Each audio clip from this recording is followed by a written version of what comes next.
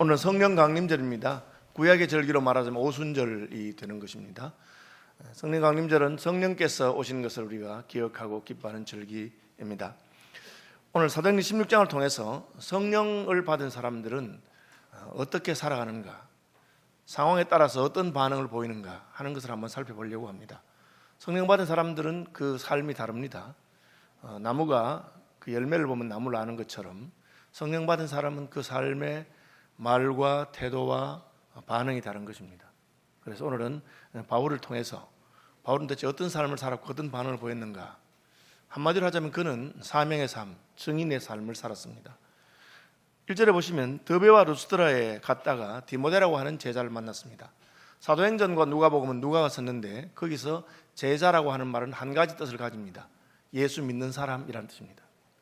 그때는 예수 믿는 사람을 제자라고 그렇게 말을 했습니다. 제자인 디모데를 만났는데, 디모데는 엄마는 믿는 유대 여자고 아버지는 헬라인입니다. 아버지가 예수를 믿었는지 이때 살아있었는지 하는 것은 잘 기록되어 있지 않습니다. 성경에 기록되지 않은 것은 별로 중요하지 않다는 뜻입니다. 그러므로 우리가 호기심으로 연구를 해볼 수는 있지만 별로 중요한 건 아닙니다. 학자에 따라서는 아버지도 믿는 사람이었을 것이다, 그렇게 주장하는 분들도 있습니다. 어쨌든 디모데는 그 어머니와 그 외할머니의 믿음을 이어받았다고 성경에 기록되어 있고 믿음이 아주 좋은 청년이었던 것 같습니다. 바울은 디모데를 만나서 그 청년이 눈이 반짝반짝하고 헌신적이고 또 사람들에게 칭찬 듣고 하는 것을 보고 저 청년이 나와 함께 선교사가 되었으면 좋겠다고 생각했습니다. 요즘같이 신학교가 있거나 선교사 학교가 있는 것이 아니기 때문에 선교사가 되고 목사가 되기 위해서는 바울을 따라다니면서 바울이 말하는 것, 바울이 행동하는 것, 바울의 가르침을 따라서 배우고 훈련받아야 했습니다. 1대1로 따라다니면서 배우는 도제와 같은 그런 시스템이었습니다. 자, 여러분 한번 생각해 봅시다. 예수를 믿는데 누가 물어봅니다. 누구야 너 예수 믿지? 그래, 나 예수 믿지. 혹시 나도 예수 믿으면 안 될까? 그렇게 누가 말한다고 합시다. 여러분 뭐라고 대답하시겠습니까? 누구야 너 예수 믿는데 나도 예수 믿으면 안 될까? 말랐고 내야 믿는 집안에 태어나가지고 우리 엄마 아빠 다 예수 믿고 장로 권사라서 할 수 없이 예수 믿지만 니는 말로 예수 믿으려 하노? 아니 니 예수 믿는 거 좋아 보여서 나도 믿으면 안 되겠나? 골치 아프대. 예수 믿으면 그 참 골치 아프다. 믿으려거든 천천히 믿어라, 늙어서 믿어라, 그렇게 말하는 사람이 있다고 합시다. 그분은 자기가 예수 믿는 것에 대해서 긍지도 없고 예수 믿는 것이 좋다고 생각하는 그런 마음도 없는 것 같아 보입니다. 그렇죠? 아버지가 목사인데 아들이 아버지에게 아버지 저도 아버지처럼 목사가 되려고 신학교에 가려고 합니다. 아버지가 니 미쳤나? 응? 나도 골치 아파 죽겠는데 니까지 왜 그러나? 그럼 이게 상당히 문제가 안 됩니까? 그렇죠? 아버지가 장로님인데 아들이 아버지 보고 아버지 저도 커서 아버지처럼 장로 되고 싶어요. 아버지가 정신 차리래. 예수는 그냥 대충 믿는 게 좋지 내가 찌리 열심히 믿으면 골치 아프다. 이러면 이제 문제가 되는 거 아니겠어요? 바울은 자기가 예수 믿고 선교사로 사역자의 삶을 가고 있는데 자기 혼자 가지 않고 더베와 루스드라에서 디모데를 만나보니까 이 사람 괜찮아 보여. 너도 나하고 따라다니면서 선교사 하면 좋겠다, 그렇게 말했어요. 제가 대학 다닐 때 대구 서문노교회 이춘경 목사님께서, 대학을 담당하는 목사님인데 나를 하루는 부르시더니만 권 선생 신학교 안 갈래? 나는 권 선생이 신학교 가면 참 좋겠어, 그렇게 말씀하시더라고요. 그렇죠? 이춘경 목사님이 호락호락 목회가 쉬웠던 분은 아닙니다. 서문노교회 부목사님으로 계셨는데 원로 목사님 은퇴하고 나니까 후임을 없는데 이춘경 목사님 후보에도 안 들어갔어요. 워낙 조용하고 별로 드러난 분이 아니니까. 그래서 다른 분 자꾸 이제 외부에서 강 목사님 불러서 하고 하는데 이분은 갈 데는 없고, 그래서 새벽마다 새벽 끝나서 우셨어요. 하나님 이제 갈 길이 없는. 근데 교인들이 자꾸 이렇게 딴 분 부르다가 별 분이 없는데 부목사님 자꾸 울고 하니까 안 돼서 그냥 담임 목사로 모셨어요. 그래서 김정 목사님 뒤를 이어서 목회하셨던 분입니다. 그래서 제가 이제 생각하실 때 그렇게 박수 갈채를 받으면서 목회하신 건 아니고 힘든 일도 많으셨는데도 날 보고 너도 목사하면 좋겠다 그렇게 하신 거예요. 그러니까 사람들이 모르는 믿음의 비밀이 있죠. 바울은 예수 믿고 사역자가 되어서 고생 많이 했습니다. 유대인들이 얼마나 바울을 미워하는지.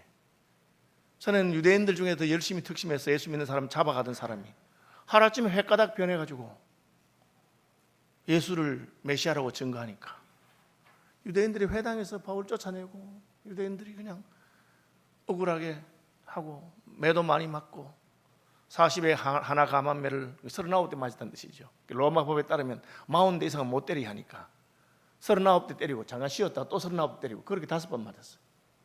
참 못됐죠 사람들이. 동족의 위험과 바다의 위험과 그죠? 사자하고 싸우기도 하고 별의별 일을 다 당했다 그렇게 말하고 있습니다. 그런데 왜 디모데를 보고 야 너 나 따라다니면서 선교 일 좀 배우고 선교사 하자 그렇게 했겠습니까? 자기가 선교사 된 것, 자기가 복음을 전가하는 것에 대한 긍지가 있는 것이죠. 이게 그냥 생기겠습니까? 그냥 생기는 게 아닙니다. 뭐 시대 유행을 따라서 요새는 대한민국에서는 예수 믿는 게 유행인가 봐요. 그래서 예수 믿고 따라갈 수 있어요. 어쨌든 개신교가 지금 한국에서 제일 큰 종교니까 20%를 하죠. 그죠? 뭐 그럴 수 있습니다. 그렇지만 그럼 유행이 바뀌면 어떡해? 요새는 예수 안 믿는 게 유행이야. 뭐 예수 같은 걸 믿고 그러나 뭐 종교 같은 걸 가지고 그래. 그러면 안 믿고 그렇습니까?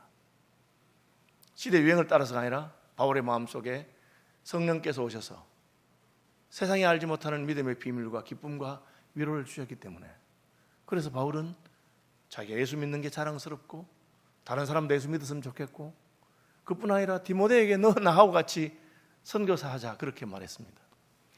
바울만 한 게 아니고 바울은 디모데에게 너도 내가 너에게 전한 것을 또 다른 충성된 사람들에게 증거해서 그가 또 다른 사람들에게 전할 수 있도록 디모데도 똑같이 그렇게 하라고 그렇게 말한 것입니다. 여러분이 믿는 예수에 대해서 다른 사람들에게 증거하고 싶고 자랑하고 싶다면 그것은 여러분이 하나님 은혜를 받은 사람인 것을 보여줍니다. 친구가 누구야 나 네가 믿는 예수 믿으면 안 될까? 그러니까 그 말 들은 친구 눈에서 눈물이 콱 터지면서 누구야 사실은 내가 너 예수 믿는 것 때문에 날마다 기도하고 나는 예수 믿었는데 너도 예수 믿기를 바라서 얼마나 간절히 하나님 앞에 부탁했는지 모른다. 네 마음의 준비가 되면 내가 언제든지 이야기하고 싶었는데 이제 드디어 하나님께서 네 마음을 여셨는가 보구나. 너 참 생각 잘했다. 나하고 같이 예수 믿자. 그렇게 말한다면 그 사람은 은혜를 아는 사람이고 성령 받은 사람이라고 할 수 있습니다. 바울은 성령 받았기 때문에 자기가 가는 길이 외롭고 힘들고 고난의 길이지만 이 길은 가치 있는 길이고 또 갈만한 길이고 내가 신뢰하고 사랑하는 사람에게 같이 가자고 할 수 있는 그 길입니다. 예수 믿는 것은 세상 사람이 알지 못하는 믿음의 비밀이 있는 것이죠. 요즘 젊은 사람들이 결혼 잘 안 하려 해요. 왜? 결혼하니 골치 아프거든. 혼자 살고 편한데 괜히 뭐 같이 살고 그렇게 하겠는가? 그런데 왜 결혼합니까? 결혼하면 힘든 게 많음에도 불구하고 결혼하지 않고는 누릴 수 없는 은혜가 있다고 생각되기 때문에 그 사랑이죠. 내가 진짜 사랑하는 사람하고 같이 있는 것, 나를 진심으로 사랑해 준 사람하고 같이 있는 것, 그걸 아니까 결혼하는 것이죠. 왜 예수 믿습니까? 예수 믿어서 힘든 점도 있고 어려운 점도 많지만 하나님께서 우리에게 주시는 말할 수 없는 은혜, 하나님이 우리 아버지가 되어주시고 예수님께서 우리 신랑이 되어주시는 말할 수 없는 복이 있는 것입니다. 요즘 젊은 사람들 자식을 잘 안 낳으려고 그래요. 이 험한 세상에 애 낳아서 어떻게 키우겠는가, 힘들다 그렇게 생각합니다. 그렇지만 하나님께서 자녀를 통해 주시는 말할 수 없는 복이 있습니다. 그죠? 자식은 용사의 수중에 화살과 같아서 그것이 그 전통에 가득한 자는 복이 있도다. 자녀를 통해서 하나님 주시는 위로가 있습니다. 무자식이 상팔자하고 자식 없어서 좋은 점이 있는지 모르지만 그러나 그 자녀를 통해서 하나님 주는 복이 있는 것이죠. 예수 믿는 사람은 그 은혜와 그 복을 아는 사람들입니다. 그래서 내가 가는 길이 외롭고 힘들고 어려워도 주와 함께 가는 길, 주님이 주시는 위로 때문에 내가 갈 뿐 아니라 다른 사람들을 구원해서 같이 이 길을 가자고 하는 것입니다. 성령 받은 사람만 알 수 있어요. 이것은 믿음의 비밀을 가진 사람, 내가 죽고 예수가 내 속에 사는 사람은 남들은 알지 못하는 이 길을 가는 것입니다. 바울이 디모데가 선교사가 되겠다고 따라 나섰을 때 처음 한 일이 무엇이냐? 할례입니다. 이상한 거예요. 왜냐하면 디모데는 할례를 받을 필요가 없습니다. 자기 아버지가 유대인이 아니고 헬라 사람이었기 때문입니다. 엄마는 유대인이고 아버지는 헬라 사람이니까 우리 식으로 말하면 혼혈이지요.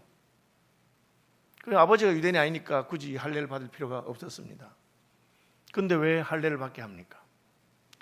바울은 할례 안 받아도 된다는 것을 강력하게 주장한 사람입니다. 그는 이방인들에게 전도할 때 그분들이 할례도 받지 않아도 성령이 임하는 것을 보고 세례를 준, 아시는 대로 안디옥에서 예루살렘에 올라가서 이방인들 할례 주어야 되느냐 안 주어야 되는 걸 가지고 격렬한 논쟁을 하고 결론이 유대인들은 할례를 받았지만 이방인들은 할례 받을 필요가 없다. 하나님의 성령께서 할례 받은 자나 할례 받지 않은 자를 차별하지 않는다. 우리가 할례 받아서 율법에 중한 짐을 지는데 우리도 매지 못하는 멍에를 이방인 형제들에게 매게 하지 말자. 그게 결론입니다. 바울은 그것을 주장한 사람이에요. 그런데 왜 디모데에게는 할례를 받으라 합니까? 오늘 본문에 나오죠. 그 지역에 있는 유대인으로 말미암아 그를 데려다가 할례를 행하니 이는 그 사람들이 그의 아버지는 헬라인인 줄 다 알미르라. 이게 무슨 말입니까? 바울은 디모데를 데리고 다니면서 자기와 함께 하면서 늘 선교사로서 사역자로서 훈련을 시켜야 되는데 바울의 마음에는 유대인에 대한 부담감이 있습니다. 유대인들이 바울에게 잘했습니까? 바울을 괴롭히고 방해하고 그렇게 했습니다.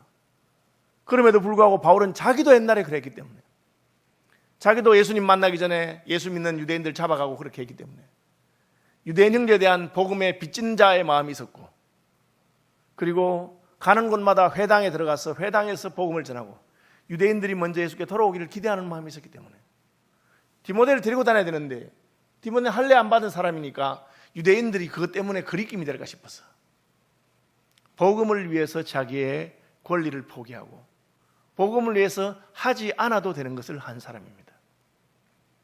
여러분, 이것이 놀라운 일이죠. 성령 받은 사람의 특징이 무엇입니까? 자기 권리를 주장하는 사람이 아니라 자기의 의무를 넘어서서 굳이 하지 않아도 되는 일을 복음을 위해서 희생하고 할 줄 아는 사람입니다. 여러분, 자기가 해야 될 일만 하는 사람도 귀한 사람입니다. 자기 책임을 감당하는 사람들이니까요.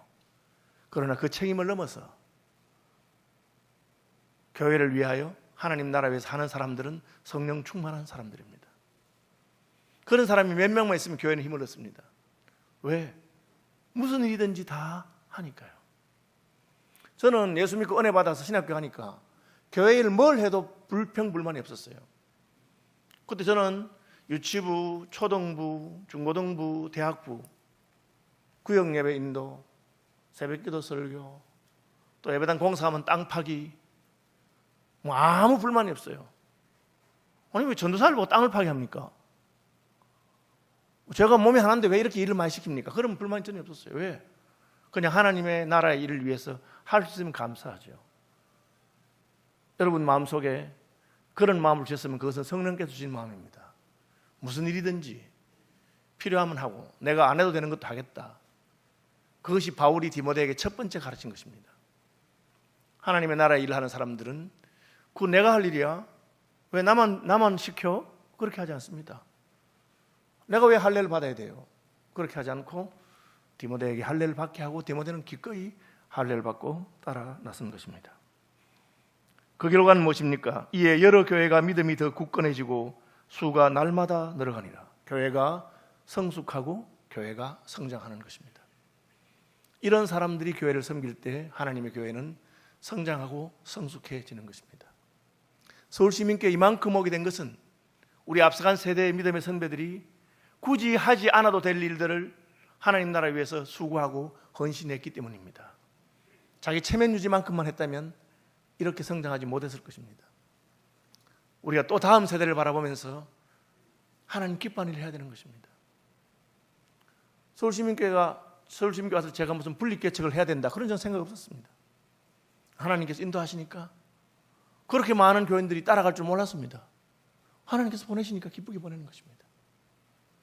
그 다음 단계는 무엇입니까? 할례를 받은 다음에 바울은 아시아에서 말씀을 전하기를 원했는데 6절 성령이 아시아에서 말씀을 전하지 못하게 하신다. 이게 무슨 말이에요? 아니, 전도하는 것은 좋은 일 아닙니까? 아시아에서 복음을 전하는 것은 귀한 일인데 왜 성령께서 막으십니까? 여러분, 이걸 알아야 됩니다. 내가 안 좋은 일 할 때 하나님이 막으시는 것, 내가 잘못된 일 할 때 꾸지람하는 것, 그건 잘 받아들여요.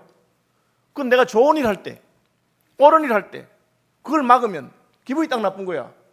내가 뭘 잘못했어? 내가 좋은 일 하는데 왜 이래? 하나님 왜 이러세요? 아시아에서 복음을 전하는데 왜 막으세요?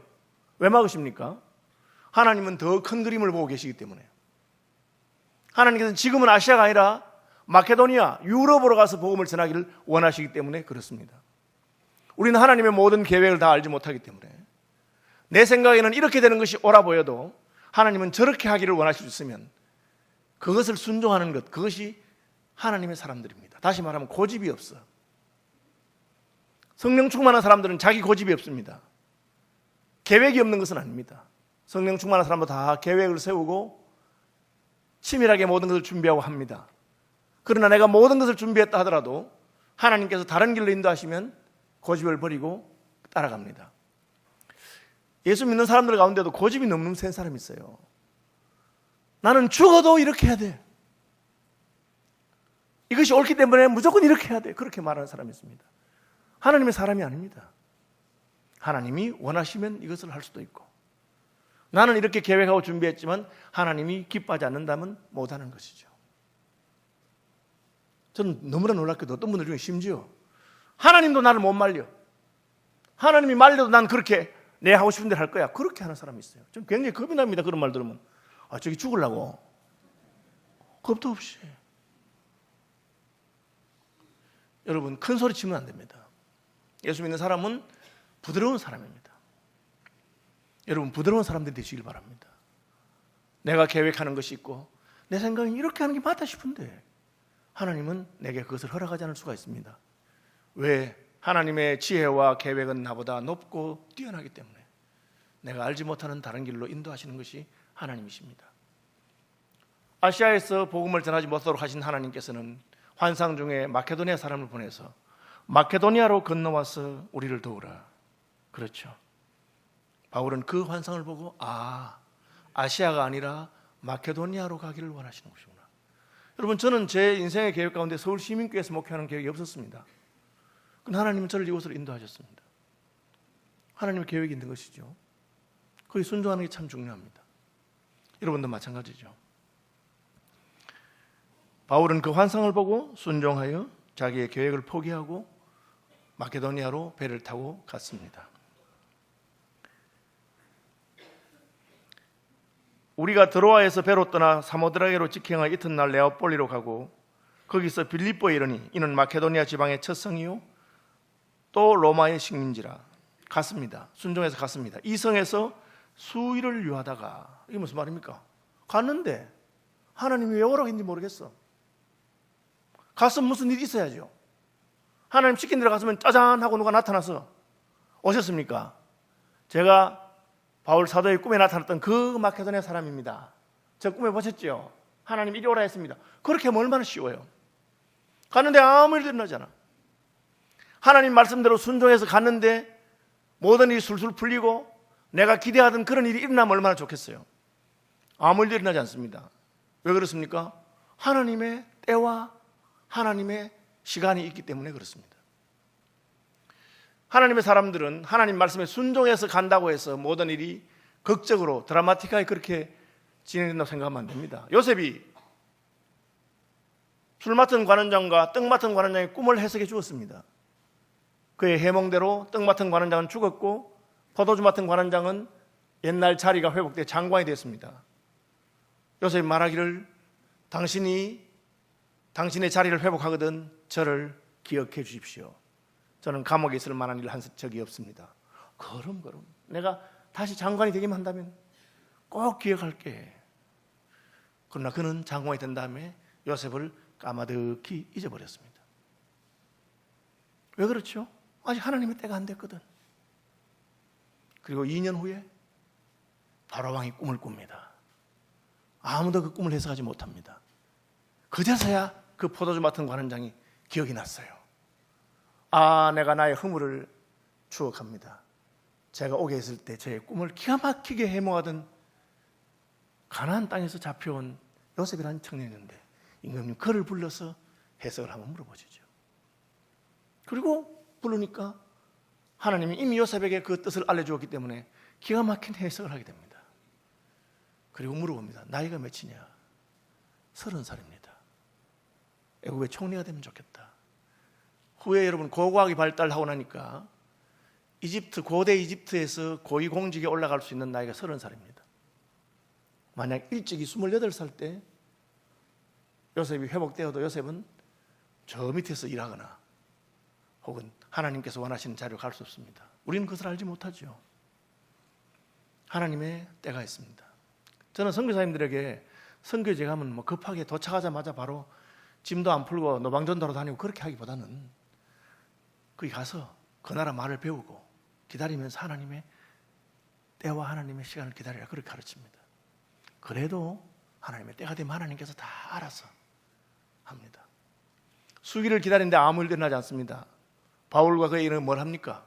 안식일 날 예배하러 갑니다. 안식일에 예배 처소가 있는가 하여 성문 밖에 있는 강가로 나갔습니다. 거기서 하나님이 예비하신 루디아를 만나게 됩니다. 여자지요. 루디아는 자주장사라고 되었고 개역개정판에는 붉은색 옷감을 파는 사람이라. 그 당시에는 붉은색이 귀했습니다. 염료가 귀한 시대이기 때문에. 그래서 아주 비즈니스 레이디죠. 비즈니스 우먼입니다. 여러분 남자면 더 좋지 않았을까 생각하는데 여자고 자기 장사하는 사람인데 그 사람 만났습니다. 그 사람이 바울의 말을 듣는 순간에 바로 성령이 역사하셔서 그는 회심하고 예수를 믿기를 작정하고 그리고 바울과 그의 일행을 자기 집에 초대해서 루디아의 집에서 빌립보성의 첫 가정교회가 시작되게 되는 것을 보게 됩니다. 우리를 인도하신 하나님은 하나님의 계획이 다 있는 것입니다. 우리 하나님의 계획에 따라가면 하나님께서 그렇게 인도하시는 것입니다. 여러분 이걸 잘 알아야 됩니다. 내가 순종했으니 하나님이 즉각적으로 뭘 보여준다 그렇게 하지 말고 순종해서 그냥 가는 겁니다. 특별한 게 없어요. 하나님이 시키는 대로 가면서 예배하고 가면서 기도하고 그렇게 삽니다. 근데 그 삶의 어느 모퉁이를 돌아서면 새로운 장면이 펼쳐지는데 하나님이 루디아를 예비하셨습니다. 그래서 루디아의 집에서 빌립보 교회가 시작됩니다. 그 집에서 나를 예수 믿는 자로 알거든 우리 집에 반드시 와서 우리 집에 머물면서 우리 집에서 예배하고 우리 집에서 복음을 전하십시오. 그리고 복음을 전하러 가는데 늘 중간에서 방해하는 사람이 있습니다. 이게 방해하는 건지 도와주는 건지 모르겠어요. 왜? 말은 도와주는 거예요. 빌립보의 유명한 점쟁이가 있는데 귀신 들어서 점을 치는 기가 막힌 여자 노예가 있습니다. 종인데 귀신이 들었는데 기가 막히게 귀신같이 맞죠. 귀신 들었으니까. 그러니까 몸값이 비싸서 주인이 한 명이 아니고 여러 명이 주인입니다. 투자한 사람들이 모아서 그 여종을 사왔는데 점을 잘 쳐요. 수익은 투자 대비 나누는 그런 점쟁이에요. 근데 점쟁이가 바울을 보면서 저분들은 지극히 높으신 하나님의 종들로서 너희들에게 구원의 길을 알려주는 사람. 여러분 얼마나 이게 놀라워요. 아니 귀신 들린 사람이 전도하는 거 대신해서 저분들은 지극히 높으신 하나님의 종으로서 당신들에게 구원의 길을 알려준다. 야 이거 뭐 그냥 거저먹기네. 가만히 있어도 저 유명한 이미 빌립보성의 유명한 점장이가 예수 믿으라고 가르치는 것 똑같습니다. 근데 바울이 기뻐하지 않아요. 바울이 괴로워해요. 여러분 여기 중요한 가르침이 있습니다. 우리는 뭐 교회 와서 뭐 열심히 하면 좋고 이렇게 생각하죠. 예수 처음 믿어가지고 이 사람이 유명한 사람이야, 교수야, 혹은 무슨 절에 높은 사람이야. 제가 신학대학원 다닐 때 그런 분이 있었어요. 예수 처음 믿어가지고 무슨 조계종은 아니고 무슨 다른 무슨 종의 포교 원장 하신 분인데 이분이 예수를 믿어가지고 신학교 와서 그러니까 막 교회들마다 그분 불러서 막 간증을 시키고 난리가 있고 제가 저게 안 맞아. 왜? 그 사람이 불교에서는 높은 사람이었고 철학적으로 마야하는 사람이지만 예수를 믿는 걸로 보면 갓난아기와 같은 사람이야. 아직까지 말씀 가운데 자라고 배워야 되는데 뭐 그냥 예수 믿자 말자 왕년에 유명한 사람이니까 탤런트니까 뭐 그러니까 불러다가 막 시키는데 여러분 그 사람이 일이 중요한 게 아니고 그 사람이 영혼이 더 중요한 거예요. 바울은 그 말이 아무리 옳은 말이라도 그 영혼이 귀신에게 사로잡힌 그 사람이 증거하는 걸 기뻐하지 않았어요. 그래서 어떻게 합니까? 귀신 쫓아내버려. 쫓아내면 어떻게 됩니까? 그때부터 바울은 원수가 되는 거예요. 예수님이 거라사에 귀신 들린 사람 귀신 쫓아내니까 그 사람들이 다 예수님 쫓아냅니다. 왜? 돼지가 죽었거든. 이 귀신이 나가니까 점을 못 치니까, 돈을 못 버니까 그 주인들이 바울을 괴롭히고 감옥에 가두고 갑니다. 그럼에도 불구하고 바울은 귀신을 쫓아내죠. 왜? 그 사람이 뭐 날 위해서 무슨 선전해 주는 것보다 더 중요한 것은 그 영혼이, 한 영혼이 천하보다 귀하고, 그 주인들은 돈 버는 게 중요하지 그 여종의 영혼은 중요하지 않습니다. 하나님께서는 우리의 섬김이나 우리가 무슨 복음을 위해서, 교회를 위해서 수고하면 다 받는다고 생각하면 안 됩니다. 하나님은 우리 영혼이 하나님 앞에 바로 서 있지 않으면서 수고하고 섬기는 것을 기뻐하지 않습니다. 교회 그걸 잘 알아야 돼요. 요즘은 저 말하는 분이 뭐 어떤 분인지 모르면서 그 말만 재미있고 좋으면 무조건 아멘하고 받아들이는데 그러면 안 되는 거예요, 여러분. 신천지 이만희 교주가 여러분 설교 잘합니다. 보통 하는 사람이 아니에요. 뭐 죽었다고 알려진 유병헌 씨 세월호 사건에 기가 막힌 성경 강해자입니다. 그거 들으면 홀딱 넘어갈 정도입니다. 그러나 그렇다고 해서 그 영혼이 성령으로 충만하거나 하나님의 영에 사로잡힌 사람이라고 할 수 있습니까? 오늘 문제가 그거예요. 아직까지 아무것도 모르고 예수도 제대로 안 믿어도 교회 와서 뭐 열심히 뛰고 봉사하고 그러면 다 좋아하는 것입니까? 하나님은 가인과 아벨의 제사를 받으실 때 아벨과 그의 제사는 받으시고 가인과 그의 제사는 받지 않았다. 아벨의 영혼이 하나님께 받아들이지 않으면 그 제사는 헛된 것입니다. 찬양대가 아무리 아름다운 목소리로 찬송을 해도 그 영혼이 하나님께 올라가지 않는다면 그 찬양은 소용이 없는 것이고, 목사가 아무리 그렇다고 재미있게 설교를 해도 그 영혼이 하나님 앞에 잘못되어 있으면 하나님 기뻐하시는 것이 아닙니다. 바울은 그것을 보여주었습니다.